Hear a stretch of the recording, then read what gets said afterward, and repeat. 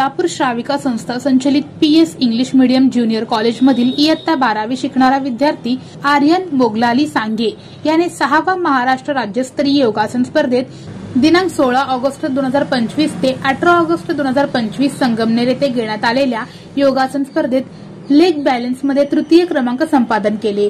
श्राविका संस्थेचे अध्यक्ष यतीन शहा, श्राविका संस्थेच्या विश्वस्त देवई शहा, मार्गदर्शिका दीप्ती शहा मॅडम, प्राचार्य विलास लेंगरे व सर्व प्राध्यापक वर्गाने अभिनंदन केले। कॉलेजचे प्रशिक्षक